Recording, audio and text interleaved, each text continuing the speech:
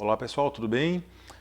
Novamente a gente vai falar a respeito de vários temas comuns no nosso dia a dia no consultório médico. Meu nome é Guilherme Prado, eu sou responsável do consultório Neuromogi, Mogi das Cruzes. O tema hoje é sobre traumas de crânio.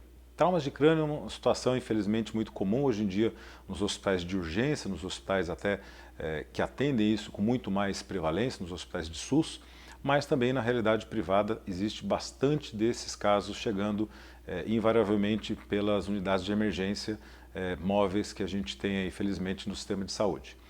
Os traumas de crânio são situações algumas vezes desesperadoras, não necessariamente os traumas de crânio vêm só com traumatismo de crânio, a gente nunca pode esquecer dos traumatismos de coluna cervical, principalmente associados, ou de outra parte da coluna, nos casos dos grandes politraumatismos com traumas de crânios associados, os traumatismos da face, principalmente de nariz, mandíbula, que vão fazer com que haja um deslocamento de energia para a base do crânio e com alguma consequência relacionada com algum grau de deslocamento de energias para os pilares de reforço do crânio e, eventualmente, perda de consciência ou qualquer outro sintoma de gravidade.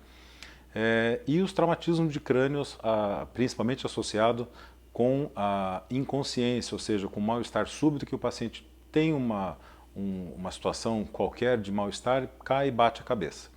Essas são as situações mais comuns que a gente se depara. Infelizmente, os pacientes podem ter uma variedade muito grande de sinais e sintomas, indo desde sintomas mais leves até sintomas moderados e até os mais graves, quando o paciente precisa, inclusive, de uma assistência ventilatória, utilizando os recursos de intubação orotraqueal para garantir a oxigenação do sangue e de todos os órgãos do corpo. Os pacientes com traumatismo de crânio não necessariamente precisam realizar exames de imagem, principalmente nas crianças, nos menores, já que, obviamente, muitas crianças caem e não necessariamente todas as que caem têm que fazer tomografia de crânio. Algumas crianças ou alguns adultos, quando caem, têm alguns sinais e sintomas de gravidade, como vômitos associados com sonolência excessiva. Vomitar é muito comum depois de um trauma de crânio, principalmente na região da nuca, e ainda mais em crianças. Mas nestes casos, quando não há certeza relacionada a se existe ou não alguma situação envolvendo o tecido cerebral, é importante que todos os pacientes sejam referenciados para um hospital. E além disso, existem os traumatismos dos pacientes de mais idade, ou seja, pacientes que podem cair, podem realizar a tomografia de crânio, não necessariamente identificando naquele primeiro momento uma hemorragia cerebral ou qualquer outra situação de gravidade, como uma fratura. Porém, no intervalo de até 60 dias, alguns pacientes passam mal, começam a ter dificuldade de movimentar um dos lados do corpo ou até mesmo podem convulsionar. Essas são situações muito comuns naqueles casos de hematomas tardios de formação prolongada em até 60 dias, que os pacientes mais idosos estão mais suscetíveis e que podem sim necessitar inclusive de um tratamento cirúrgico.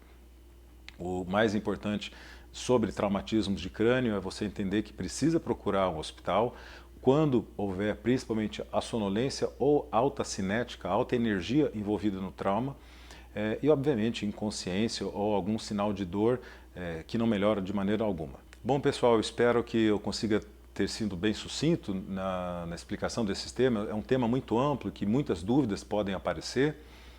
E se houver qualquer dúvida, quiser nos encaminhar essas dúvidas, use nossas plataformas no YouTube, no Facebook e no Instagram, para que a gente possa trocar informações a respeito de um tema que é muito amplo. Infelizmente, é um tema que a gente vê bastante no nosso dia a dia e a gente está aqui para tentar fazer o trabalho não só profissional, mas muito educativo da população em geral. Obrigado.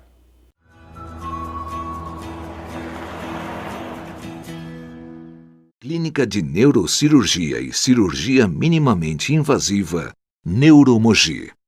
Médico especialista responsável, Dr. Guilherme Prado.